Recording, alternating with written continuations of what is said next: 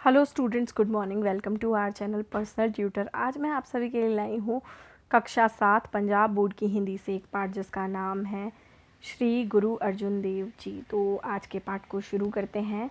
गुरु अर्जुन देव जी का जन्म 15 अप्रैल सन 1563 को गोइंदवाल में हुआ। आपके पूज्य पिताजी श्री रामदास जी चौथे सिख गुरु थे। गुरु अर्जुन देव जी की माता का नाम बीबी भानी जी था, जो कि तीसरे सिख गुरु अमरदास जी की सुपुत्री थी। इस संबंध के कारण गुरु अमरदास जी आपके नाना जी थे। गुरु अर्जुन देव जी अपने माता पिता की तीसरी संतान थे। 16 वर्ष की अवस्था में गुरु अर्जुन देव जी का विवाह मऊ नामक गांव के श्री कृष्णचंद जी की बेटी गंगा जी के साथ हुआ। गुरु रामदास जी के परलोकवास के बाद आपको 1 सितंबर सन 1581 में गुरु गद्दी प्रदान की गई। इस प्रकार आप पंचम पातशाह जी के नाम से सिख गुरु परंपरा में विख्यात हुए। आपने सिख धर्म के प्रचार और दीनहीन की सहायता के लिए 10 वंद मर्यादा का आरंभ किया। इसके अनुसार प्रत्येक श्रद्धालु को ईमानदारी से कमाए हुए अपने धन में से 10वां भाग गुरुद्वारे में भेंट करने का नियम बनाया गया था। दशमान संस्कृत भाषा का शब्द है। इसी से पंजाबी में 10वंद शब्द बना है और हमारी बोली में 10वां या दसौन मुहावरा इसी से आया है। गुरु अर्जुन देव जी भी बड़े उदार विचारों के थे। उन्होंने अपने समय के प्रसिद्ध मुस्लिम फ़कीर साईं मियाँ मीर को आमंत्रित करके श्री हरमिंदर साहब की नींव रखवाई थी। दरबार साहिब के नाम से भी विख्यात यह गुरुद्वारा साहिब सिख धर्म का महान तीर्थ माना जाता है। यह अमृतसर नगर में विद्यमान है।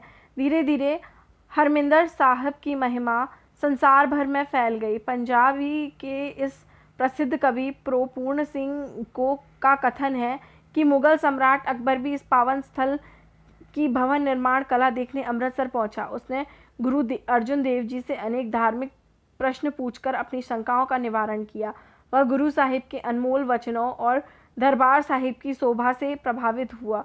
उसने इच्छा प्रकट की कि वह गुरुद्वारा साहिब के प्रबंध में कुछ धनराशि भेंट करना चाहता है, किंतु पंचम पातशाह ने बड़े नम्र शब्दों से उत्तर दिया, हरमिंदर साहिब की सेवा संभाल की जिम्मेदारी सिख संगत को सौंप दी गई है। यदि तुम्हारी इस पवित्र स्थान के प्रति श्रद्धा है तुम आसपास के गांव का लगान माफ कर दो। वास्तव में यह गुरु साहिब की दया का प्रमाण था, क्योंकि उस वर्ष सूखा पड़ने के कारण गरीब किसान सरकारी मालिया भरने की कठिनाई महसूस कर रहे थे।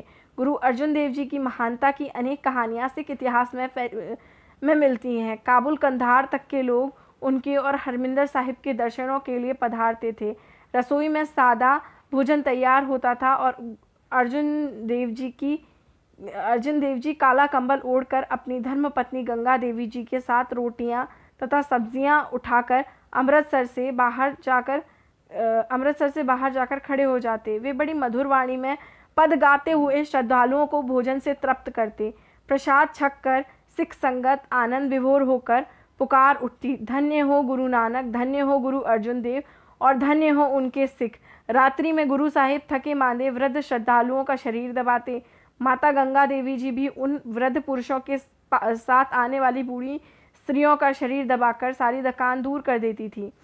सिख धर्म में सबसे ऊंची पदवी पर पहुंचे गुरु साहिब के परिवार की सेवा भक्ति आज भी एक महान आदर्श मानी जाती है। गुरु अर्जुन देव जी की संसार को सबसे बड़ी देन है श्री गुरु ग्रंथ साहिब। सिख गुरुओं की पवित्र वाणी और अनेक संतों के पावन वचन इसमें संकलित हैं। इसका पहला संग्रह गुरु अर्जुन देव जी ने करवाया था। तदंतर गुरु ग्रंथ साहिब का प्रकाश श्री हरमिंदर साहिब में करवाकर उन्होंने बाबा बुड्ढा जी को इस महान रचना के पाठ का अधिकार दिया था।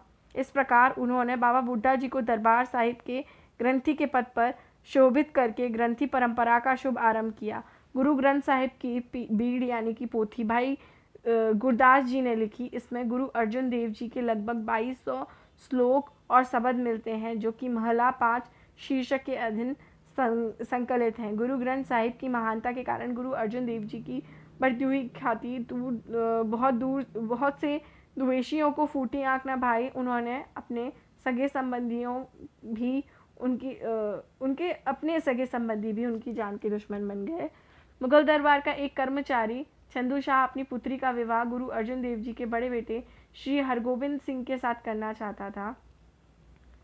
किंतु सिख संगत इस संबंध को पसंद नहीं करती थी और गुरु साहिब भी चंदू शाह से संबंधियाना जोड़ने के पक्ष में न थे। बादशाह अकबर का देहांत हो चुका था, उसका बेटा जहांगीर मुगल शासक बन चुका था। गुरु अर्जुन देव जी के प्रियजनों तथा चंदू शाह ने उनके विरुद्ध अनेक तरह के लांछन लगाकर मुगल बादशाह के कान भरे। गुरु साहिब बड़े दयालु थे, उन्होंने जहांगीर के बेटे शाहजादा खुसरो की मुसीबत के समय में सहायता की थी।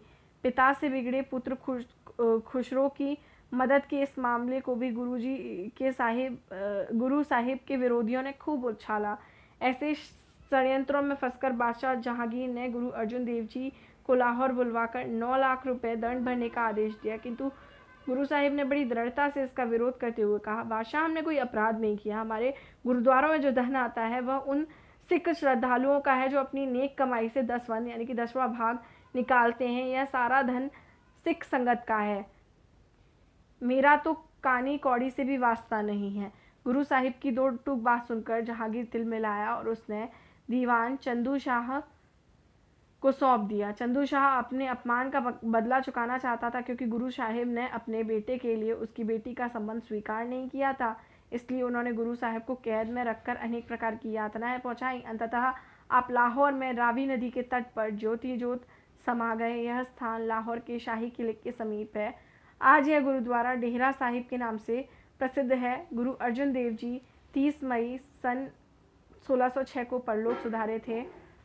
इसी की स्मृति में हर साल गुरु अर्जुन देव जी का शहीदी दिवस संसार भर में मनाया जाता है।